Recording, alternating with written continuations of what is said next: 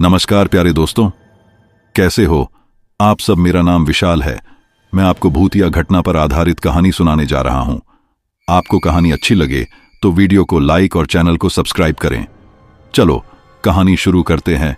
साल 2025 की गर्मियों की बात है। राजस्थान के नागौर जिले के पास एक छोटा सा गांव था, बेलगढ़।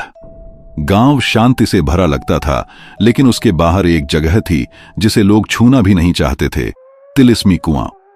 वो कुआं सदियों पुराना था। कहते हैं कभी उसमें से पानी नहीं निकलता था, बस एक अजीब सी गंध आती थी, जैसे कोई चीज सड़ रही हो। गांव के बुजुर्ग कहते थे कि उस कुएं में एक आत्मा बंधी हुई है जो हर 100 साल बाद जागती है। बच्चे वहां खेलने नहीं जाते थे। शाम ढलते ही उस इलाके से ठंडी हवा चलती थी और कभी कभी कुएं से कराहने की आवाजें आती थीं। एक दिन शहर से राघव नाम का एक युवक बेलगढ़ पहुंचा। वो एक फोटोग्राफर था और लोक कथाओं पर रिसर्च कर रहा था। गांव में लोगों ने उसे चेतावनी दी, बेटा उस कुएं की तस्वीर मत लेना, वहां जो सोया है उसे मत जगाना। राघव हंस पड़ा, अरे बाबा, मैं भूतों पर नहीं, कहानियों पर विश्वास करता हूं। उसी रात वो कैमरा लेकर अकेले उस कुएं की तरफ निकल गया। पूरा आसमान बादलों से ढका था। हवा में अजीब सन्नाटा था। जैसे ही उसने कैमरे का फ्लैश कुएं की ओर किया, एक पल के लिए लगा जैसे कुएं के भीतर कोई हिला। वो झुककर देखने लगा और तभी नीचे से किसी ने फुसफुसाया, इतने साल बाद कोई आया। राघव डर गया। उसने कैमरा नीचे गिरा दिया और पीछे हटने लगा, लेकिन उसके पैर जमीन से चिपक गए। उसकी सांस रुक गई। कुएं के अंदर से काले धुएं का एक बादल उठा और धीरे धीरे उसकी ओर बढ़ा। वो बेहोश होकर वहीं गिर पड़ा। सुबह जब गांव वाले पहुंचे तो राघव बेहोश पड़ा था। उसकी आंखें खुली थीं, पर उनमें जान नहीं थी। जब उसने होश पाया तो बस इतना कहा, वो अब मेरे अंदर है। राघव को गांव के वैद्य के घर ले जाया गया। उसका शरीर ठंडा था मगर धड़कनें तेज। वैद्य ने उसका माथा छूते ही पीछे हटते हुए कहा, इसमें अब 2 आत्माएं हैं। गांव वाले घबरा गए। किसी को समझ नहीं आ रहा था कि अब क्या किया जाए। उधर राघव जब उठता तो कभी खुद की आवाज में बात करता और कभी किसी और की। कभी उसकी आंखें लाल हो जाती और वो अजीब हंसी हंसने लगता। रात को उसकी झोपड़ी से फुसफुसाने की आवाजें आने लगीं। कभी कभी वो खुद से बात करता, तुम्हें आजाद कर दूंगा, बस इंतजार करो। गांव की औरतें बच्चों को उस रास्ते से गुजरने नहीं देती। सबको लगने लगा कि कुएं का श्राप लौट आया है। राघव के कैमरे में जो तस्वीरें थीं, वो जब गांव के सरपंच ने देखी तो उनकी रूह कांप गई। हर तस्वीर में कुआं तो था, पर उसके पीछे एक औरत खड़ी थी। लंबे बाल, सफेद चेहरा और आंखों में गहरा अंधेरा। पर वो औरत वहां थी ही नहीं जब राघव ने फोटो खींची थी। सरपंच ने तय किया कि राघव को गांव से निकाल देना चाहिए, मगर वैद्य ने रोका। अगर वो गया तो वो उसे साथ ले जाएगी। हमें यहां ही उसका इलाज करना होगा। अगले दिन रात के ठीक 12 बजे राघव की झोपड़ी से चीखें आईं। गांव वाले दौड़े। झोपड़ी का दरवाजा अंदर से बंद था। जब खोला गया, दीवारों पर खून से लिखा था, मेरा नाम कायना है, मैं लौट आई हूं।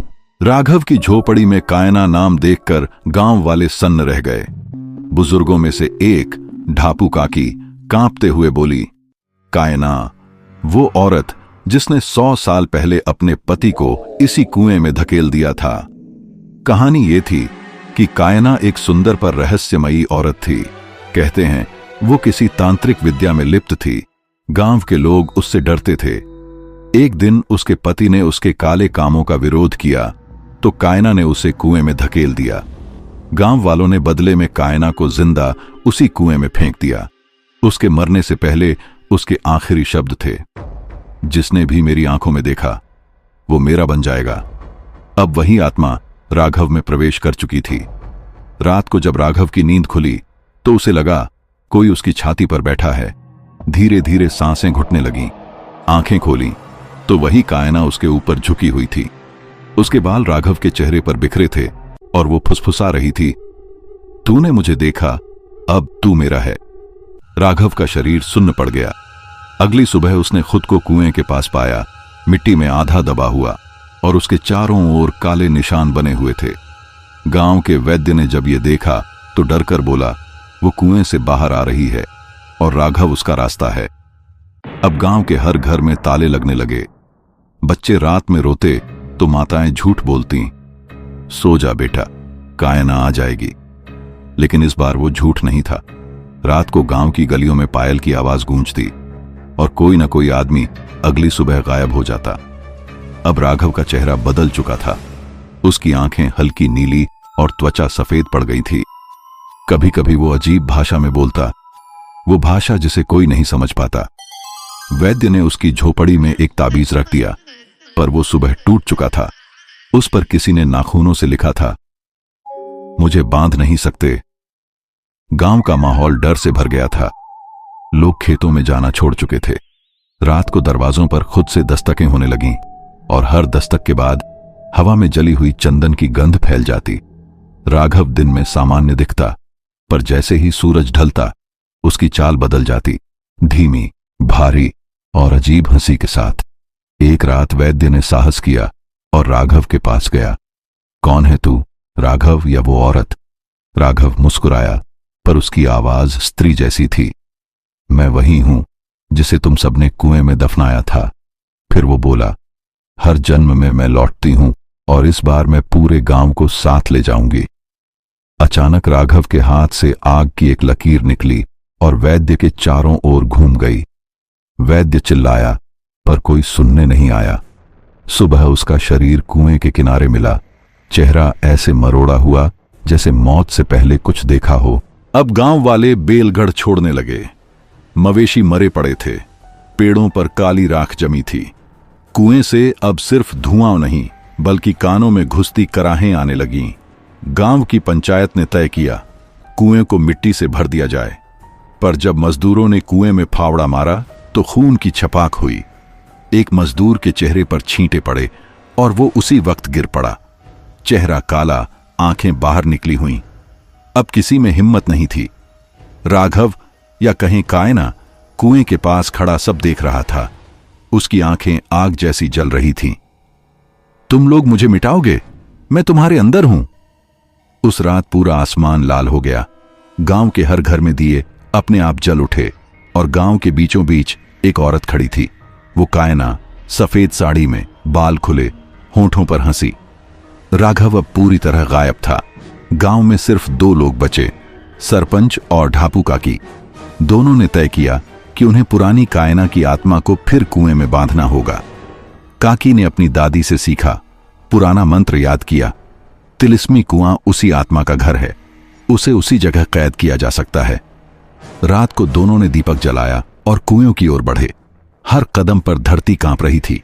कुएं के पास पहुंचते ही हवा का झोंका आया और कायना वहां प्रकट हो गई। इतने साल बाद फिर वही गलती। उसकी आवाज में दर्द था, पर साथ ही क्रोध भी। काकी ने मंत्र पढ़ना शुरू किया। कायना चीखने लगी। उसकी चीख से हवा चिल्लाने लगी। सरपंच ने हाथ में ताबीज उठाया और कुएं में फेंका। अचानक आग का गोला उठा और सब कुछ रोशनी में बदल गया। जब धुआं छांटा तो सरपंच जमीन पर पड़ा था, निढाल। काकी के बाल सफेद हो चुके थे। कुएं से अब कोई आवाज नहीं आ रही थी। गांव फिर से शांत था, या ऐसा लगा। सरपंच ने थके स्वर में कहा, शायद अब सब खत्म हो गया। लेकिन उसी वक्त राघव की टूटी कैमरा रील जमीन पर गिरी। काकी ने उसे उठाया और जैसे ही देखा, उसके चेहरे का रंग उड़ गया। आखिरी तस्वीर में कायना कुएं में नहीं बल्कि उसके पीछे खड़ी थी, ठीक वैसी जैसी 100 साल पहले। 5 महीने बाद एक फिल्म क्रू बेलगढ़ आया, लोक कथाओं पर डॉक्यूमेंट्री बनाने। उन्होंने गांव सुनसान पाया, पर कुआं अब भी था। एक आदमी ने हंसते हुए कहा, भूत प्रेत सब मन का वहम है। उसने कैमरा कुएं में झांका। नीचे से ठंडी हवा आई और कुछ फुसफुसाया। इतने साल बाद कोई आया।